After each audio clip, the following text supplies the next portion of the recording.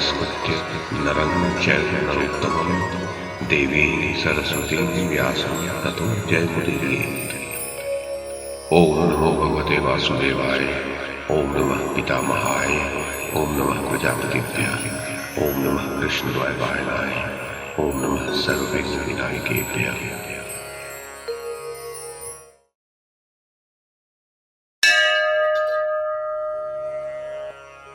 वैशंपायन जी कहते हैं, जन्मेजय, श्री कृष्ण के द्वारका चले जाने पर युधिष्ठिर आदि पांडव तथा राजा विराट युद्ध की तैयारियां करने लगे। बंधुओं सहित राजा विराट तथा महाराज द्रुपद ने मिलकर सब राजाओं के पास युद्ध का निमंत्रण भेजा।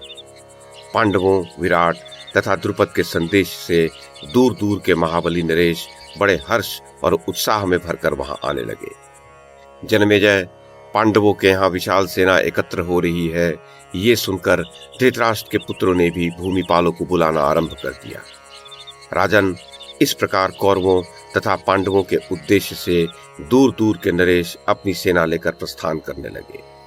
उनकी चतुरंगिणी सेना से सारी पृथ्वी व्याप्त हुई सी जान पड़ने लगी। चारों ओर से उन वीरों के जो सैनिक आ रहे थे, वे पर्वतों और वनों सहित इस सारी पृथ्वी को प्रकंपित सी कर रहे थे। तदनंतर पांचाल नरेश ने युधिष्ठिर की सम्मति के अनुसार बुद्धि और अवस्था में भी बढ़े चढ़े अपने पुरोहित को कौरवों के पास भेजने का निश्चय किया।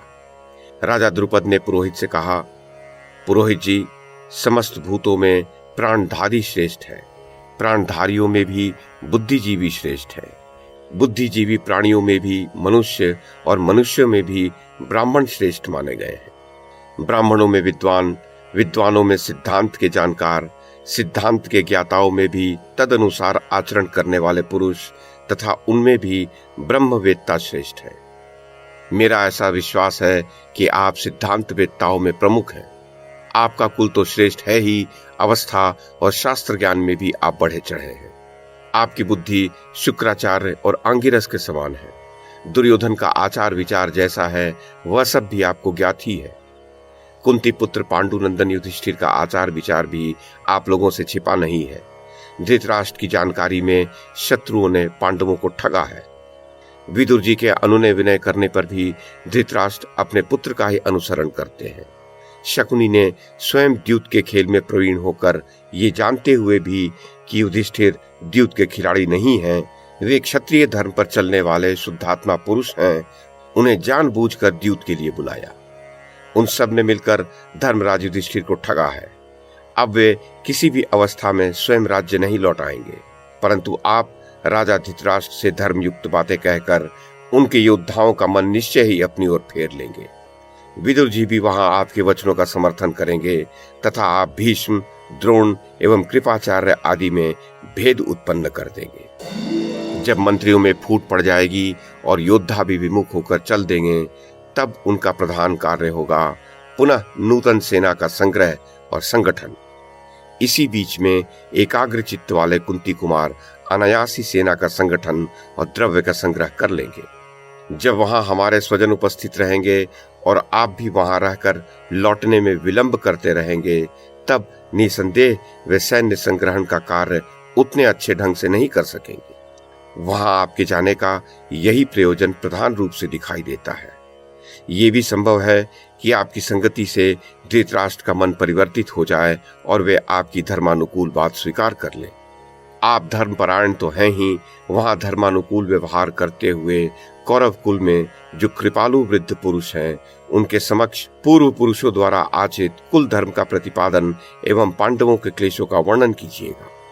इस प्रकार आप उनका मन दुर्योधन की ओर से फोड़ लेंगे, इसमें मुझे कोई संशय नहीं है। आपको उनसे कोई भय नहीं है, क्योंकि आप वेद वेत्ता ब्राह्मण हैं, विशेषतः दूत कर्म में नियुक्त और वृद्ध हैं।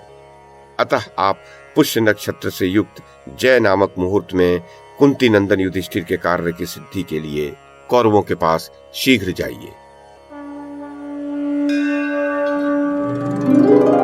वैशंपायन जी कहते हैं, जन्मेजय, महामना राजा द्रुपद के द्वारा इस प्रकार अनुशासित होकर सदाचार संपन्न पुरोहित ने हस्तिनापुर को प्रस्थान किया।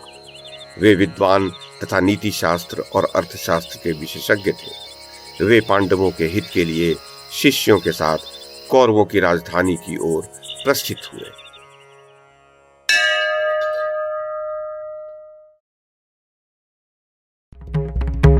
YouTube के माध्यम से महाभारत की कथा को एक श्रृंखला के रूप में प्रस्तुत करने का हमारा ये प्रयास यदि आपको सराहनीय लगा हो तो कृपया इस कड़ी को लाइक और शेयर करें, चैनल को सब्सक्राइब करें और बेल आइकन को दबाएं। साथ में अन्य लोगों को भी देखने के लिए प्रेरित करें।